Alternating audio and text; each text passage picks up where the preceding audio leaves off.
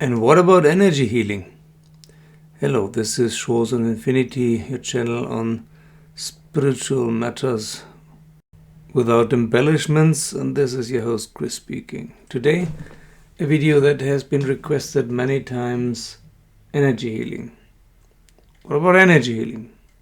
Is this bullshit? From a certain perspective, everything is bullshit, but this is a very high perspective. Usually energy healing is accused of being bullshit from a very low perspective.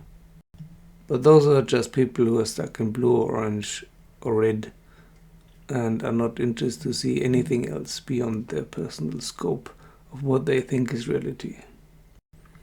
From an enlightened perspective, every healing form is bullshit, and every healing form has its pros and cons and can be used if necessary. If you break your leg, you go to a surgeon. If you have an allergy, you go to a homeopath. If you have menstruation problems or migraine, you go to an acupuncturist. If your knee, back, neck, head, wrist, whatever hurts, foot, you go to an osteopath. If you have psychological problems like depression, you go to a psychotherapist. If you have digestion problems, you go to an Ayurveda specialist. And so on and so on. There are several methods, and they're all good for something. But if you eat crap, most of them will not do much. So nutrition is a very important point for health in general, and that is already the pivot of the whole topic. What is health? What is health? There are those who think that health is the opposite of disease, that health is some utopic thing you might achieve if you are free of disease and worry. And there are those who think that health is something by itself, and that there are no diseases really, but diseases are only a disturbance of health. Health is the same as life force, is what keeps you alive and what goes away when you die. And when this life force is disturbed by something, by an accident or a disease or a poison, then symptoms arise, and these symptoms we call disease. So there are two camps. One claims that health exists and diseases do not, and the other one that only diseases exist and health does not. These camps usually don't like each other, and it's very difficult to reconcile them. But then there is a third camp, which does not really belong to any of them, or maybe to both, which is energy healing. In energy healing, you believe that there are both diseases and health, only that both are energetical phenomena, not anything material. For example, bacteria and viruses. From an energetical healing point of view, there are bacteria and viruses, good ones and bad ones, only the reason why they might multiply in your body is different. The reason why harmful bacteria and other germs might take over in your system are either energetical disturbances or belief sets. For example, if you don't like yourself, actually, which is true for many people, they don't actually like themselves very much. They castigate themselves all the time. There's an inner voice who tells you all the time what a piece of shit you are. This is very common, and this is, from an energetical healing point of view, the main reason why viruses, harmful viruses, can multiply in your body. And why do you think that you're a piece of shit because of belief sets. Something you have started to believe at some point and it has become automatic, half or subconscious. There are many different types of energy healing. The most famous is Reiki. Then there is prana healing and chakra healing and aura surgery and theta healing, mind flow, and so on. Even kinesiology, which is the method that David Hawkins based his calibrations upon, might be considered energy healing from some perspective. Now, I don't like to base anything upon beliefs. I don't like to believe that something is good or not good, effective or not effective, bullshit or not bullshit. I try things out and see if they work. And I have done this in almost all methods of medicine and healing, including modern Western medicine, of course. And from my experience, there are some methods of energy healing that work really well for some things, not for everything. If I break a leg, I go to a surgeon. Still, to speed up the healing of the broken and thus repaired and operated upon leg, I might employ energy healing or another method. So you might have learned Reiki yourself, or you know someone who did. And Reiki is a bit weird because there are usually only 3 courses and then you can call yourself a Reiki master. That's always dangerous to call yourself a master in anything. That's fodder for the ego. Usually it takes many years to become proficient in any form of healing or medicine. So 3 courses usually won't be enough, but they can be if you're talented and you practice a lot. And then the proving ground is, of course, how effective it is. So it doesn't matter if you call yourself a master or mistress in anything. If you can't really perform, if you can't heal anyone with it, then it's bullshit. Then there are some forms of energy healing that make a big thing about secrecy, or which creates forms of dependence or some kind of hierarchical structure. Nowadays, the whole marketing thing just went over the top. One of the most effective methods of energy healing, in my experience, for example, is theta healing. But the whole system behind it now, that Viana Stibal and her offspring instituted, we have to re-certify yourself and stuff, that of course is bullshit. Here clearly money took over as a motivation, same in mind flow, which is a pity. By the way, also Qigong and Hatha Yoga can be considered energy healing. Only it's your own energy which you're healing, so you don't need anyone to do it for you. Another weird thing that is usually transported is that in order to practice energy healing, you have to believe in God or some higher force or so.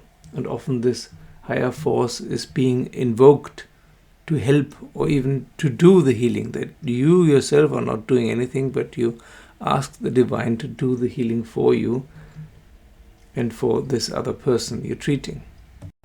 But of course you don't have to believe in anything. It's just, for beginners, it's a good stepping stone. It's a good stumbling block for red, blue and orange centered people, so that they either won't be willing to learn it or that they go beyond their limitations. So as I said, the effectiveness of any method, also of energy healing, can be measured by the success of the practitioners. And there are very successful practitioners in energy healing who can remove blockages or work on blockages that are just very harmful and annoying. Stuff that keeps coming up again and again and again, and you don't know, where is this coming from? Why does this not go away? On the other hand, of course, there are lots of practitioners who think they're doing something great and they're not doing much. But that's the case in every profession. Out of all the systems I've tried out, I think that theta healing is the most effective and most versatile. But of course, you have to look beyond the whole marketing thing. Now, from a spiritual point of view, this is a spiritual channel and a no bullshit channel on top. You're probably interested, what's the spiritual perspective on this? I like to use 3 scales of consciousness to describe things. In the spiritual realm, we cannot describe things in normal words. So we need to find new languages. And 3 languages I like to use are spell dynamics, the Hawkins scale, and the finder's location. And you probably found this channel by watching spell dynamics or Hawkins scale videos. So the most distinct parameter, spiritual parameter of energy healing is that it's location 3. On the finder scale, location 3 is the mystical and religious tangent. It stands of its own. So most people who have started or invented energy healing forms, and most people who practice it also, practice it effectively, are located in location 3, the religious path. And for them, it's usually also a religious thing they're doing. Although it's not the same as spiritual healing, what we know from the US, some traveling priest, that's a different thing. That's not energy healing. Then from a spell dynamics point of view, energy healing is turquoise. Although it can have green and blue influences, it's in its essence turquoise. And of course, anything that is turquoise will attract lots of people who are centered in green, and then they will make their own thing out of it. On the Hawkins scale, it's in the 500s. The energy healing method itself is in the 500s. Not necessarily the people who practice it, but those who started it, invented it, found the methods. They usually were or are in the 500s, which is the spiritual state of love and compassion, which is a very good state to be in to practice any sort of healing and medicine, because that's a good motivation to treat anyone. Why else?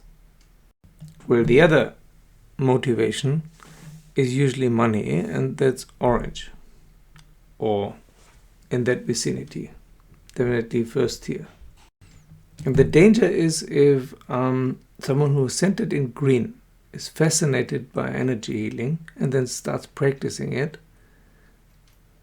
and then realizes that you can earn a lot of money with it, then this person can revert back to orange and then make a money-making scheme out of it, which just diminishes him or her, not the method itself. The method itself will stay turquoise.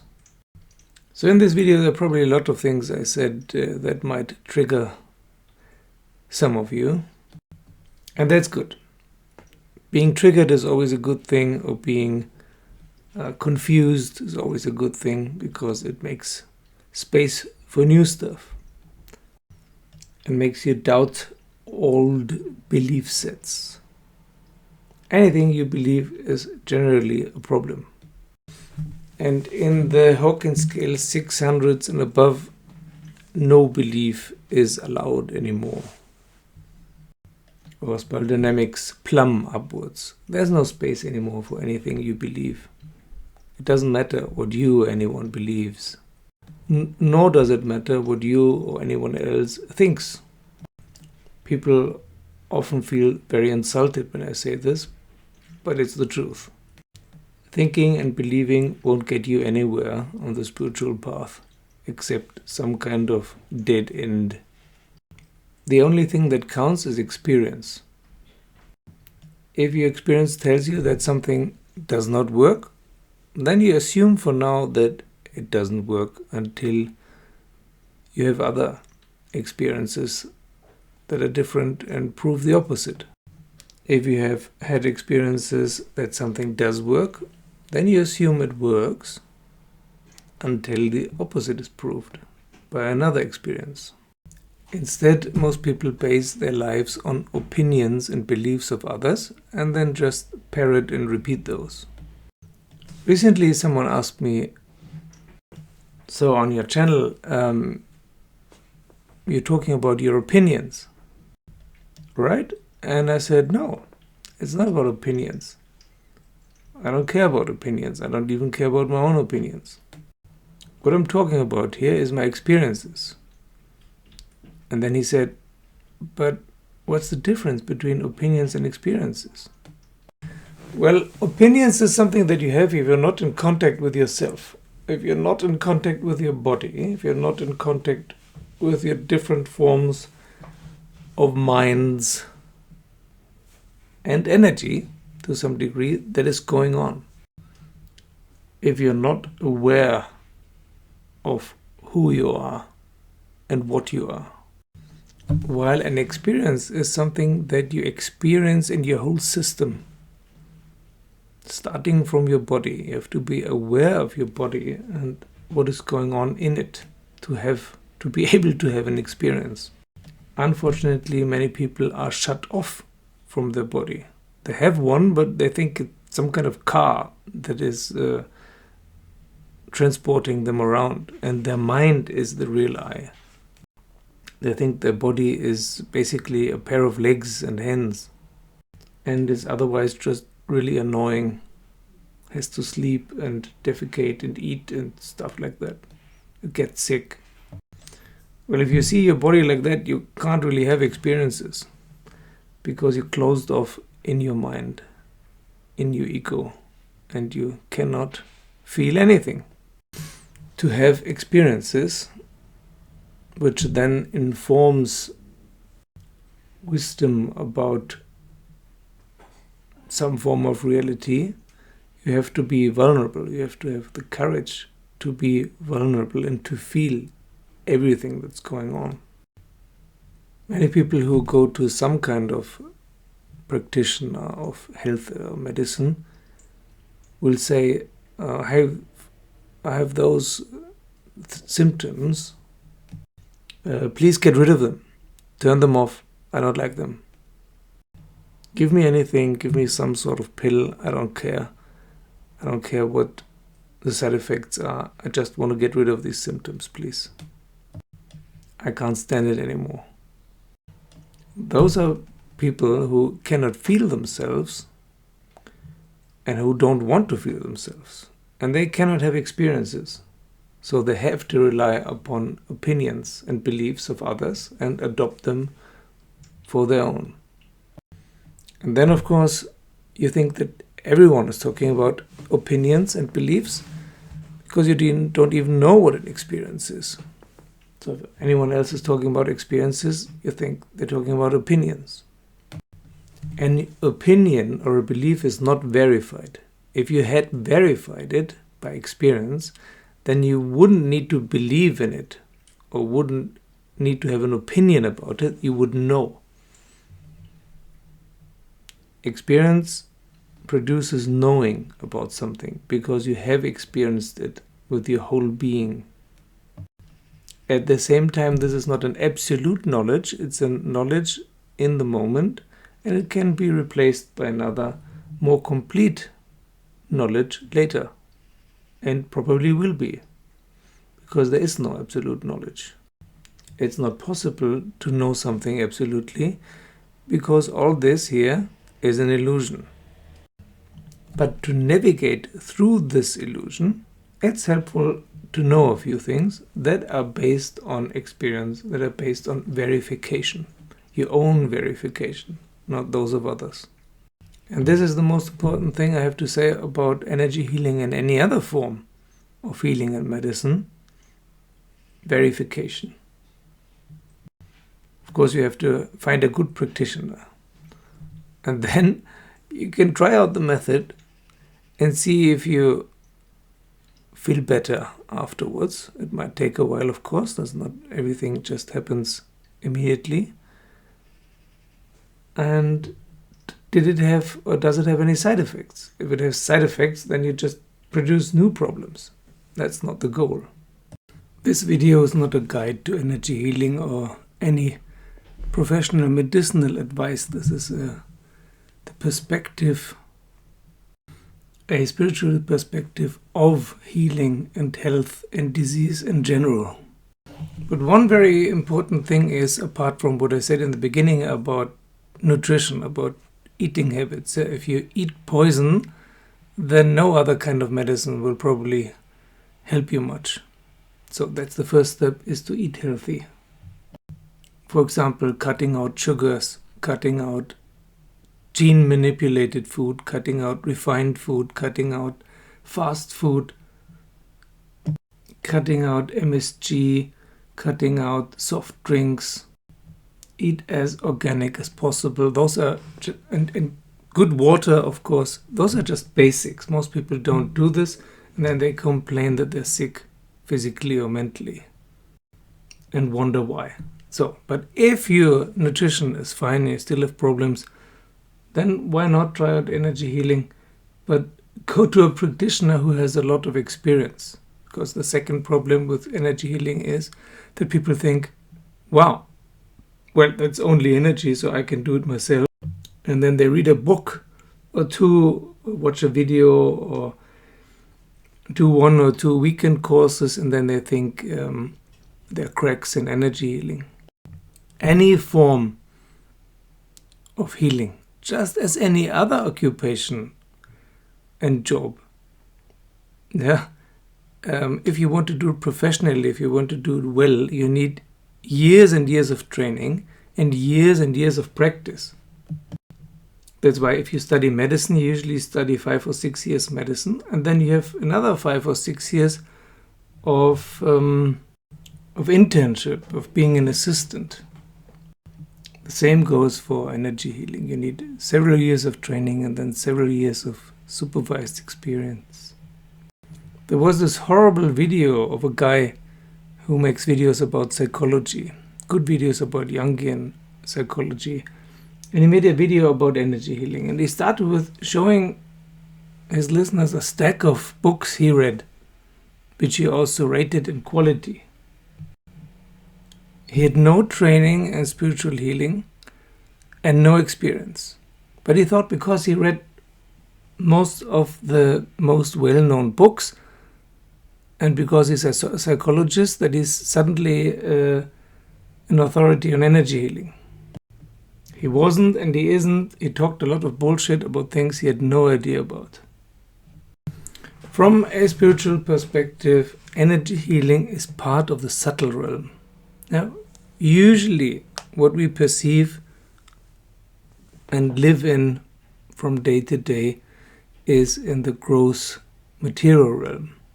Then there's the subtle realm, the mental realm, and maybe, if Sri Aurobindo is right, the supramental realm. All forms of energy healing, be they fake or true, be they effective or ineffective, they're all part of the subtle realm. So not only do you have to learn something new and get lots of training and experience, you also learn something which is in a completely new world with completely new laws.